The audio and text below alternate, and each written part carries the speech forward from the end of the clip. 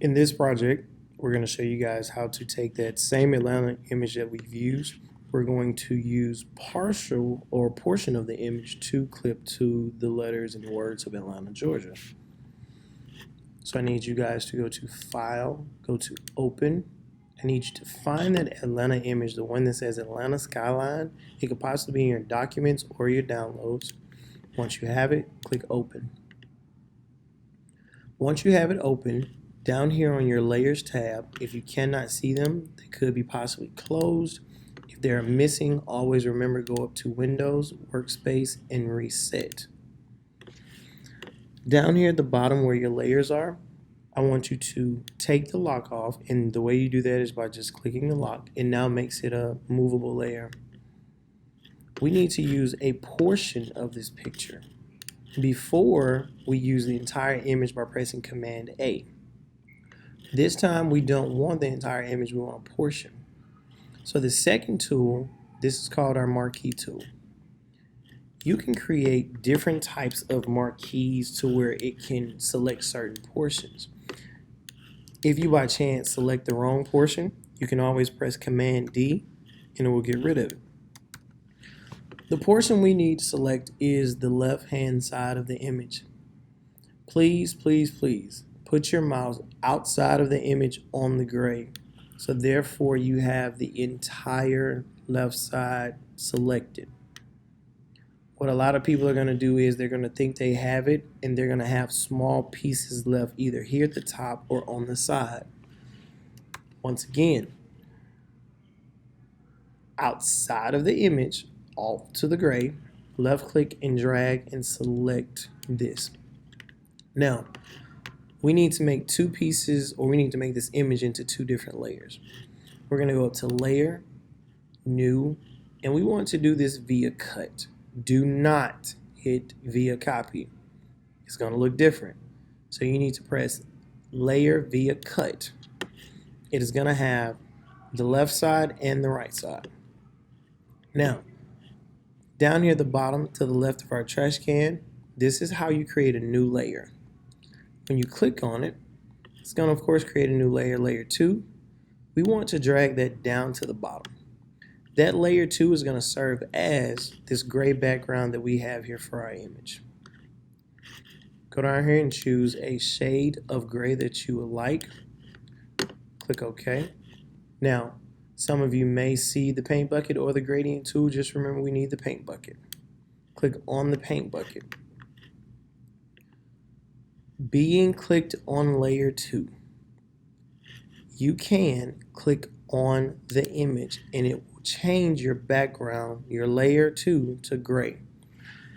If you are clicked on the images by choice, see how it changes the images to gray. That is not what we want. So please, please, please make sure that you are clicked on Layer 2 when you get ready to make it gray. Take the eye off of Layer 1.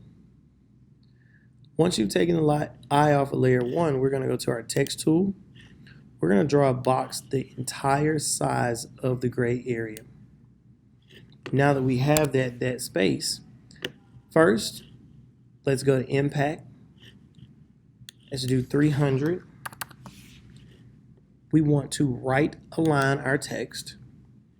And please make sure you change your text to white, because if not, you will not be able to see your letters. In the way we want this typed in all capital letters,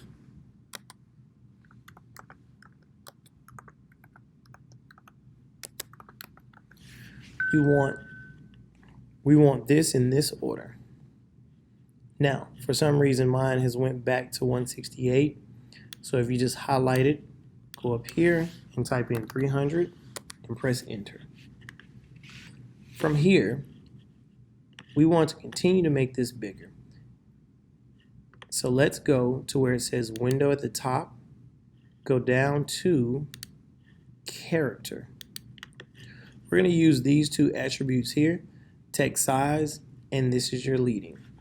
So if you move your mouse on top of the letter T, you should be able to see the finger pointing. If you left click and drag to the right, it will make your font get bigger.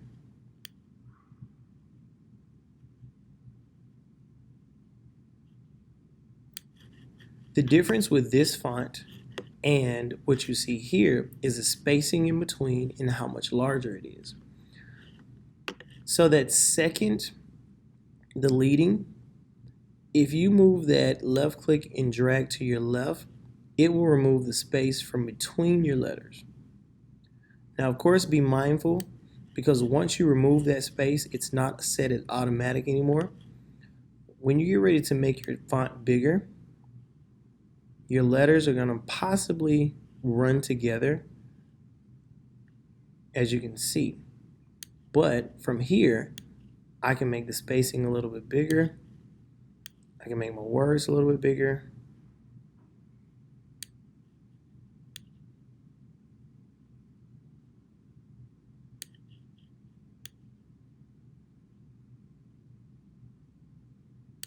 So, if you created your text box the exact same size as mine, if you would like to, you can go ahead and type in 932 and 742. That will get you this here.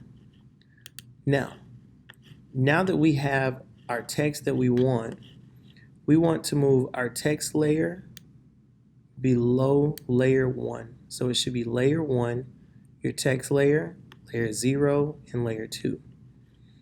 Put the eye back on your text layer.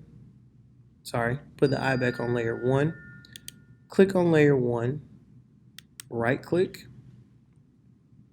go down to create clipping mask. This will clip the image to Atlanta. From there, click on Atlanta. You need to add a drop shadow, and you need to add a stroke. Once you have done that, save it as last name dot first name ATL clipping. Save it as a PSD and a JPEG, and go to Schoology and turn it in.